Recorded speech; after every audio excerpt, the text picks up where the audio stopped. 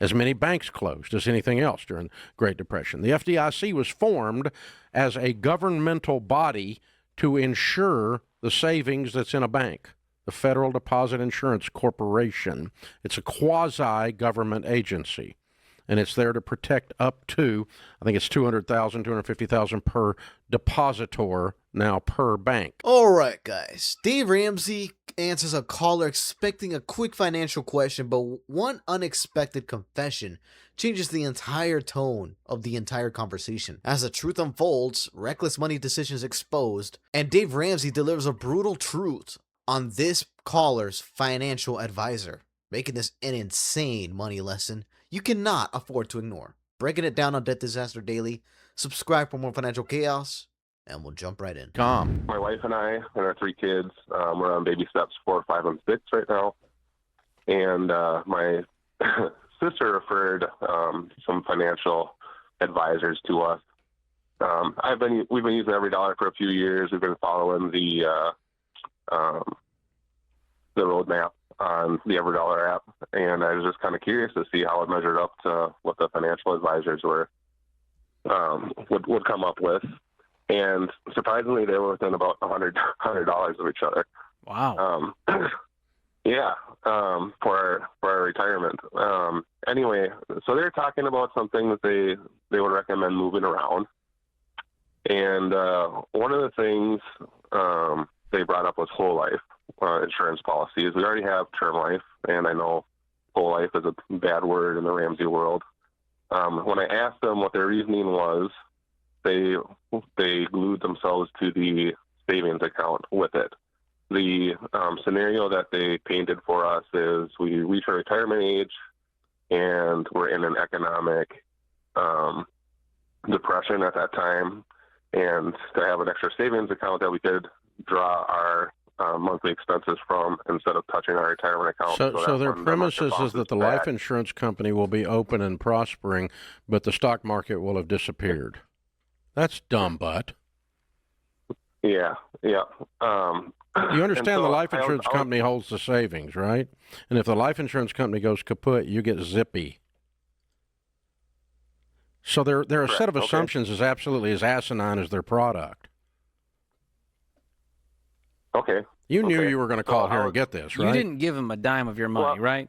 Tell me you didn't do this. No. Okay. No. But my actual question is there something similar? Should we be planning some kind of a savings account on the side if that were to happen? You know, something that's tax exempt, something that's just in there to draw from, or is it just not? Let me tell you, whole life is not tax exempt.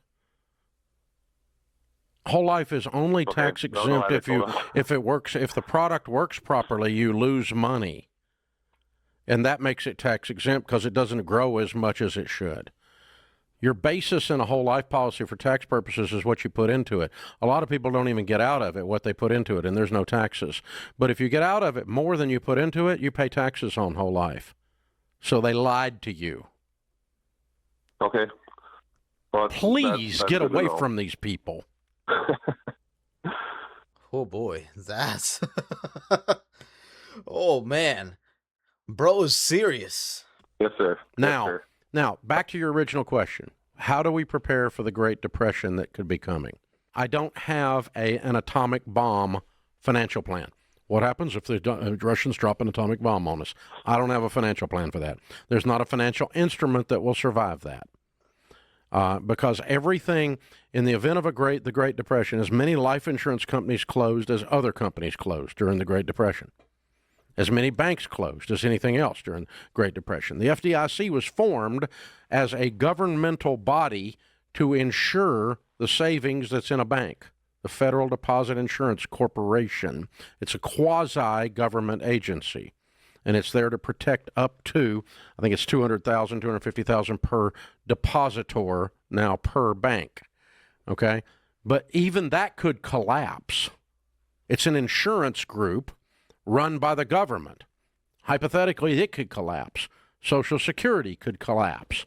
All of these things are math things that somebody's got to put the money up. Contrary to what the socialist believes, the money has to come from somewhere. It doesn't just magically freaking appear. So there's not, I do not have a plan for my wealth in the event that the American economy collapses. Because I don't have a plan if it collapses. I buy bullets and water if it collapses. And by the way, I have bullets, and I'll just need to get your water, I guess. But, that's the thing. So, you fall into that situation, but you can't plan for that. And when someone starts selling you a product based on the collapse of the economy, you should look at what happens to their business in the event of the economy collapsing. It falls down it falls down the drain as well, or some other bullshit can happen. So, not a good idea. That's how dumb, but this whole thing is. You should buy whole life because life insurance companies will be just fine if the economy. Oh, crap. Every business will go down except them somehow. They'll be the only ones standing. Pacific Life, the whale will make it. You're killing me here. You're killing me. That's so dumb. It's fear-mongering to make their commission is what's happening. So the chances of that, I mean, Please I'm looking at the stock market. Do not over the last- take any more advice from your sister. What's the worst we've had, Dave? That negative 38% during the 2008 crisis. That's in the last 50 years. That's been the worst. And the market was Almost 100. It was up 23% the next year. Yeah. So the chances of this being a real issue for a young guy like this who's investing for the long term is zero. Get out of debt. It's not zero, but Have an emergency fund. If you can't bet on the American economy, there's not a lot of other bets. There's not a lot of other things. I mean, if you don't think real estate's going to go up in the next 50 years, where were you in the last 50 years? What'd you miss out on? How'd you miss that? Of course it's going to go up. And if you don't think the stock market's going to go up, just look at what it's done. Look at what it's done. And the stock market actually is companies that you buy from every day. It's Home Depot and McDonald's and Coca-Cola and Dell and Apple, and you buy their stuff every day. You give them your money, and that makes their company more valuable, and their stock goes up. It's called the American economy. It's how it works. And so that's what we're doing. Oh, God, this is so... I'm just angry. I'm not angry. I'm not angry with Chris, but those people just lie. I don't know how it's still legal that they position themselves as financial advisors when they're really just insurance salespeople. It's crazy. They're whole life agents. But that They're not should be financial a clue. advisors. For anyone listening, if they're going, hey, whole life is a great product. If your financial advisor says that, you need to run. Please, how quickly can I get out of the building? That's wild. It's just like you go into the card lot and they go, hey, we got these payments for you. It's only 24% interest. How quick do you run off the lot? You're getting screwed. How fast do you run out of there like your hair's on fire? You get out of the building. I mean, when a company, an organization is trying to screw you, the last thing you do is you take, okay, so that portion of what they said might not be right, but we can trust the other portion of what they said. Well, that's illogical. They are now untrustworthy. Once I have established that you are as a crook, you is a crook. And so you is a crook is a crook is a crook. We are done with you. That's it. We don't do crook. And the reason they push it is very simple. We don't do crook. Well, yeah.